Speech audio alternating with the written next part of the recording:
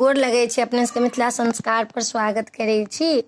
एगोटा कहने छलखिन हँ जे प्रेग्नेंट रहबै तऽ कोना कऽ बरसाइत करबै। प्रेग्नेंटमे बरसाइत करऽमे किछु नहि छनि। आब अक्सरहा लोक माँ बनऽवला रहै छथिन तऽ माँ बनऽवलाके लेल कोनो चीजके दिक्कत नहि छै। हाँ एकटा छै जे जेना गौर कते ठमन देखै छी कनिए गौर बनबै छथिन, से गौर नहि उ बनेथिन, दोसर के गौर बनेथिन खोइछ लऽ कऽ साड़ी पहिर कऽ पवित्र भऽ कऽ गौर दोसर लोक बना देथिन आ सब पूजा करथिन। खाली जे ओ धागा जे बनै छनि टोकरीके सूत चाहे लाल धागा चाहे कच्चा धागा जे बनाइ छै से खाली जे प्रेग्नेंट रहथिन जे माँ बनऽ वाली रहथिन ओ से नहीं करथिन। आ गहन के अखन बहुत फरेब उड़ल है, गहन अइ नहीं कतौ, एहि देश में नहीं छै गहन, दोसर देश में गहन छै। ताहि लऽ कऽ ई मन में नहीं राखब जे गहन छै, गहन कहीं नहीं छै। गहन जे छै से अपना देश में नहीं छै, सूर्य ग्रहण अपना देश में नहीं छै, तऽ गहन के तऽ मन में से हटाइए लेब।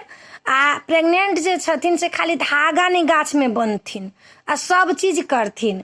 गौरी के पूजा करथिन, साइट के पूजा करथिन, बिसर के पूजा करथिन, जतेक पूजा होइ छै से सब करथिन। कथा सुनथिन, जेना जाइ छै तहिना जैथिन, खाली जल ढारि कऽ पिठार सिन्दूर लगा कऽ आ धागा नहीं बंधथिन। से काज खाली नहीं हेतनि, धागा बान्है नहीं छै लोक। मधुश्रावणियों में जे बच्चा रहै छनि पेट में तऽ उ जे कहै छनि जे दगै जे छनि ठेहुन पर से नहीं खाली दगाइ छै, शीतल टेमी होइ छै, चंदन लोक लगा लै छै, नहीं तऽ सबटा विध होबे करै छै। एहिमे कोनो चीज नहीं छै, खाली धागा अहाँ नहीं बान्हब प्रेग्नेंट छी तऽ।